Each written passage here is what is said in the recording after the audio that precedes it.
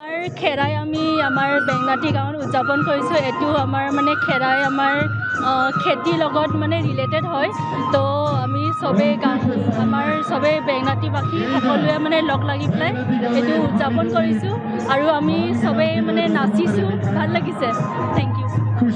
খেৰাই উৎসৱৰ লগত যি কাৰ্যসূচী ৰখা হৈছিলে কাৰ্যসূচীটো ৰাতি পুৱা ভাগতে আমি আমাৰ থানচালি শুদ্ধিকৰণ, তাৰপিছতে আমি পতাকা উত্তোলন আছিল, তাৰপিছতে আমাৰ দৌৰি বৰাই নাই যি কাৰ্যসূচী সেইটো আছিলে, মানে আমাৰ দৌৰীসকলক আদৰি অনা, তাৰপিছত আমাৰ যি পূজা অৰ্চনাৰ যি অনুষ্ঠান সেই অনুষ্ঠানভাগ আমি আগবাঢ়াইছোঁ।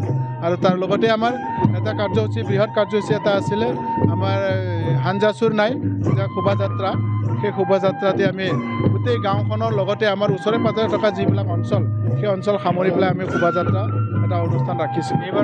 এইবাৰ আমি এখন বেঙেনাআটী মাত্ৰ বুলিয়েই নহয়, আমি সেই বেঙেনাআটীৰ লগতে আমি সংগতি ৰাখি আমাৰ ওচৰে পাঁজৰে থকা প্ৰায় 15খন গাঁৱক আমি সামৰি লৈ ইয়াত আমি এই অনুষ্ঠানভাগ আমি অনুষ্ঠিত কৰিছোঁ।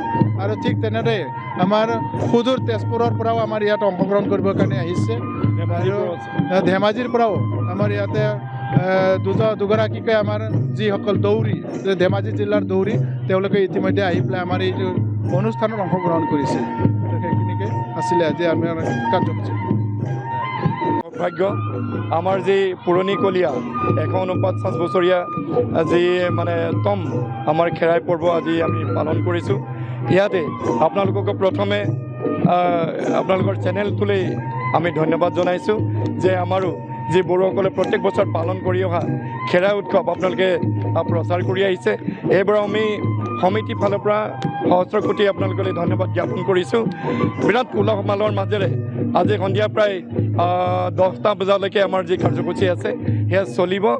আমি খুবেই গৌৰৱ অনুভৱ কৰিছোঁ আজি সকলো বেঙেনাআটী গাঁওখনৰ লগতে আমাৰ জয়চাৰে অলপ আগতে কৈ গৈছে বিভিন্ন গাঁৱৰ পৰা যেনেকৈ আমি আমন্ত্ৰণ জনাইছিলোঁ তেনেকৈ আলহী আহি তেওঁলোকে আমাক আজি উৎসাহ উদ্দীপনা যোগোৱাৰ বাবে আমি ধন্যবাদ জ্ঞাপন কৰিছোঁ।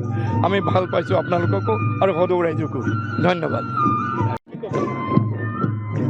আজি আমাৰ গাঁওখনৰ বুলিয়ে নহয় আমাৰ বড়ো জাতিৰ কাৰণে এক পবিত্ৰ দিন। এই দিনটোতে আমি তাৰমানে ফাগুনৰ পূৰ্ণিমাতে আমি খেৰাই উৎসৱ পালন কৰোঁ। এই খেৰাই উৎসৱ আমাৰ এটা উৎসৱ নহয়, আমাৰ জাতীয় জীৱনৰ এটা সঞ্জীৱনী স্বৰূপ উৎসৱ। এই খেৰাইৰ জৰিয়তে আমাৰ জাতীয় কলা কৃষ্টি আহাৰ বিহাৰ কৰ্ম গোটেই কামখিনি আমি এই খেৰাইৰ উদ্যোগতে আমি আৰম্ভ কৰোঁ আৰু ইয়াৰ পৰা আমি শক্তি পোৱা যেন পাওঁ। ইয়াত আমাৰ প্ৰতিজন ব্যক্তিয়েই ইয়াত নাচ গানৰ মাজেৰে নিজৰ কলা কৃষ্টিক ৰক্ষাৰ লগতে নিজৰ শাৰীৰিক যি পৰিশ্ৰম বা এই সামৰ্থ্যখিনি আমি সংগ্ৰহ কৰিবলৈ চেষ্টা কৰোঁ। আৰু আজিলৈকে আমাৰ গাঁওখন আজি 149 বছৰ সংখ্যক এই খেৰাই উৎসৱত আমি আজি ভাগ ল'বলৈ পাই আমি আমাৰ পূৰ্বজসকলক কৃতজ্ঞতা জনোৱাৰ এক সুন্দৰ অৱকাশ পাইছোঁ। আমি যে তেখেতসকলে যিখন সমাজ গঢ়ি থৈ গ'ল শান্তি সম্প্ৰীতিৰ যিখন সমাজ, সেই সমাজখন তেওঁলোকে আশা কৰা ধৰণে আমাৰ উঠি অহা প্ৰজন্মৰ সৰু বৰ আবাল বৃদ্ধ বনিতা সকলোৱে নাচে গানে আজিৰ এই উৎসৱটোক আপোন কৰি প্ৰকাশ কৰিবলৈ সুবিধাটো পাইছে আৰু চিৰদিন আমি এনেধৰণে থাকিম। আৰু আমাৰ ইয়াত জাতি ধৰ্ম নিৰ্বিশেষে সকলোকে সন্মানৰ স্থান দিয়া হয়। বিশেষভাৱে উল্লেখযোগ্য যে আমাৰ কলিয়াবৰত বেঙেনাআটীত যি বাথৌ খেৰাই উৎসৱ পালন কৰা হয় তাত আমাৰ পশ্চিমীয়া মদাই তাৰমানে পশ্চিমীয়া দেৱতা বুলি আমাৰ মুছলমানসকলকো ইয়াত তেখেতসকলে দেৱতাকো ইয়াত এটা আসন দি পেলাই আমি সন্মান জনাওঁ।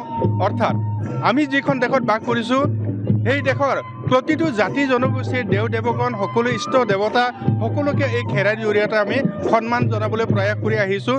আৰু বোধহয় তাৰ আশীৰ্বাদ হিচাপেই আমি সকলোৰে লগতে শান্তি সম্প্ৰীতিৰে থাকিব পাৰিছোঁ। ই আমাৰ বাবে এক আশীৰ্বাদ আৰু বৃহত্তৰ অসমীয়া জাতিৰ কাৰণেও ই এক আশীৰ্বাদ এনাজৰী স্বৰূপ বুলি মই ভাবিছোঁ।